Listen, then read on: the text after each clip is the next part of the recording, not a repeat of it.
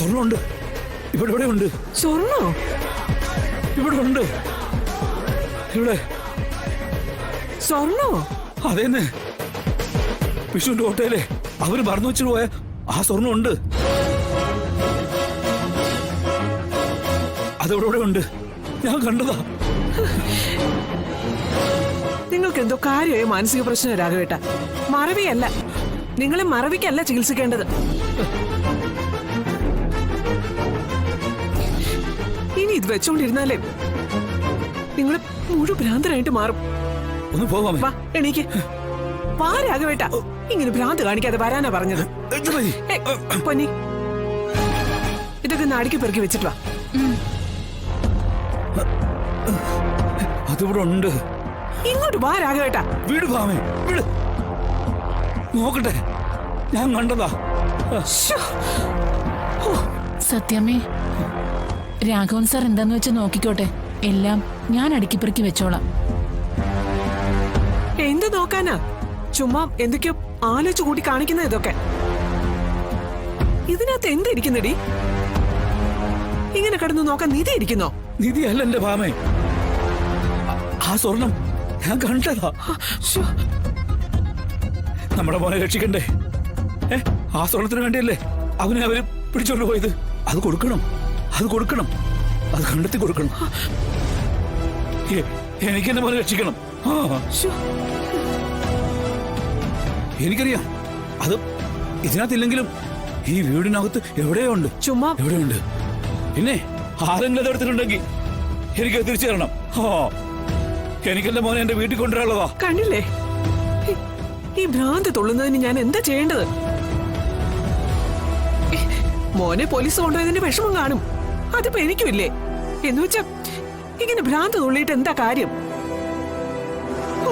ഈശ്വര, എനിക്കറിയില്ല ഈ ദുരിതങ്ങൾക്കിടയിൽ ഞാൻ എങ്ങനെ മുന്നോട്ട് പോകുന്നു. ആ പിള്ളയെ വിളിച്ചേ. കുന്നും പറയും കാർത്തികേയ ക്ഷേത്രം എവിടെയാണെന്ന് തിരക്ക്. ഈ വീട്ടിൽ സ്വസ്ഥത വരണമെങ്കിൽ ആ ജോത്സ്യം പറഞ്ഞ് വഴിപാട് നടത്തണം. ഇഴഞ്ഞും വലിഞ്ഞിട്ടുമാണെങ്കിലും ഞാനത് നടത്തും. നടത്തി നോക്കും. രാഘവേട്ടൻ മതി. ഇവിടെ എങ്ങും ഒന്നുമില്ല. ഉണ്ട്, ഈ വീട്ടിൽ എവിടെ കാണുന്നുണ്ട്. അതെനിക്ക് ഉറപ്പാ. രാഘവേട്ട,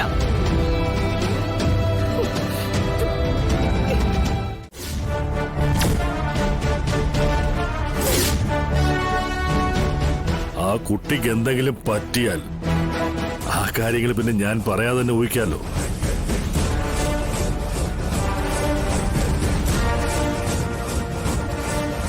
മേഡം, ആ പെൺകുട്ടി മരണപ്പെട്ടാൽ അത് പിന്നെ ഏത് വഴിക്കൊക്കെ പോകുന്നു അത് കൊണ്ടുപോകുന്നവരൊക്കെ അറിയാൻ പറ്റും. ഈ അസിസ്റ്റന്റ് സിറ്റി പോലീസ് കമ്മീഷണർക്ക് അങ്ങനെ എല്ലാ കേസിലും കയറി ഇടപെടാനും പറ്റില്ലല്ലോ. അതാ. പിന്നെ ആ പെൺകുട്ടിയുടെ വിവാഹം ഒരിക്കൽ മുടങ്ങിയത് മേഡം കാരണമാണെന്ന് ആരൊക്കെ പറയുന്നേ കേട്ടു.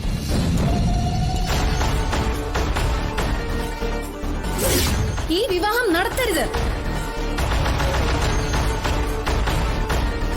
ഇതിപ്പോ രണ്ടാമതൊരു കല്യാണം ഓർമ്മിച്ചു വന്നപ്പോ അതിങ്ങനെയായി. ചൊവ്വാദോഷമുള്ള കുട്ടിയല്ലേ, അതിന്റെ ഒരു വിഷമോ കാണും. എന്തായാലും അതിനൊന്നും സംഭവിക്കാതിരിക്കാൻ ഞാൻ പ്രാർത്ഥിക്കാം. അതിനോടുള്ള ഇഷ്ടം കൊണ്ടൊന്നുമല്ല. എനിക്കറിയാവുന്ന ആൾക്കാർക്ക് ഈ ദോഷം വരുന്നതേ എനിക്കങ്ങോട്ട് സഹിക്കാൻ പറ്റിയല്ല. അതുകൊണ്ടാ. എന്നാ പിന്നെ ഞാൻ അങ്ങോട്ട്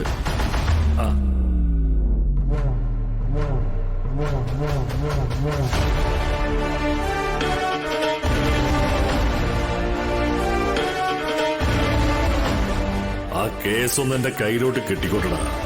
ആ പെണ്ണിനെ ഹോസ്പിറ്റലിട്ട് കൊന്നിട്ടാലും നിന്നെ ഞാൻ പൂട്ടും.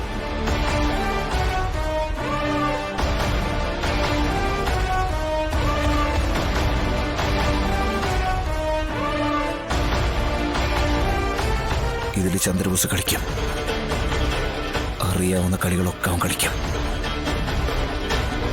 എന്തെങ്കിലും നമുക്ക് ഉടനെ ചെയ്തു വെക്കൂ.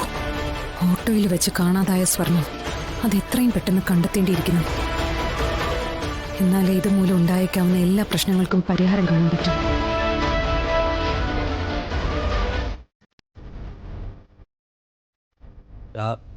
നീ ഇതെവിടെയായിരുന്നു? ഫോൺ പോലും എടുക്കാതെ. ആ ഫോൺ റൂമിലാ. അമ്മയ്ക്ക് ജ്യൂസ് ഐറ്റംസ് ഒക്കെ കൊടുക്കാൻ ഡോക്ടർ പറഞ്ഞില്ലേ, അതുകൊണ്ട് ആപ്പിൾ ഓറഞ്ചൊക്കെ വാങ്ങാൻ പോയതാ. കുറേശ്ശെ ഇരങ്ങ് ചെല്ലുമ്പോൾ ഉള്ളൊന്നും തണുക്കുമല്ലോ. ഇനിയിപ്പോ ഇതിൻ്റെ ആവശ്യമൊന്നും തോന്നുന്നില്ല അനുവേ. ഉള്ളിനി തണുപ്പിക്കേണ്ട ആവശ്യമൊന്നുമില്ല. കുറച്ച് കഴിയുമ്പോൾ ശരീരം മൊത്തം തണുത്തോളും. അങ്ങളെ അമ്മയ്ക്ക് എന്തെങ്കിലും? എടാ, ഇനിയൊന്നും അമ്മയ്ക്ക് വരില്ലടാ. അമ്മ പോയി.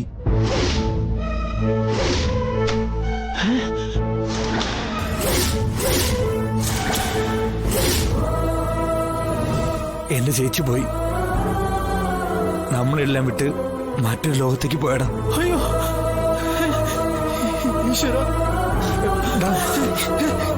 അങ്ങളെ, എനിക്ക് എൻ്റെ അമ്മയെ കാണണം. ഇനി ആരും എന്റെ ചേച്ചിക്ക് വേണ്ടി കഷ്ടപ്പെടണമെന്ന് ചേച്ചി തന്നെ തീരുമാനിച്ചു. സ്വന്തമായി ഇങ്ങനെ തീരുമാനം എടുക്കാൻ പണ്ടേ ചേച്ചി ഒട്ടും മടിക്കാറില്ലല്ലോ. ഈശ്വരാ, എനിക്ക് എൻ്റെ അമ്മയെ കാണണം.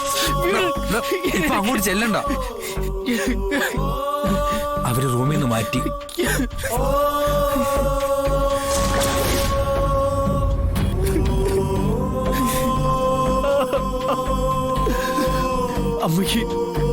അമ്മയ്ക്ക് ഞാൻ എന്ത് സങ്കടം കൊടുത്തിട്ടുള്ളൂ. ഞാൻ കാരണം ഒരുപാട് വേദനിച്ചിട്ടുണ്ട്. ഞാനിനി ഈശ്വരാ.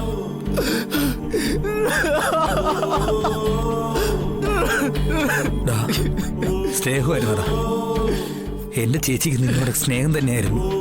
പക്ഷേ പുറത്ത് കാണിക്കാൻ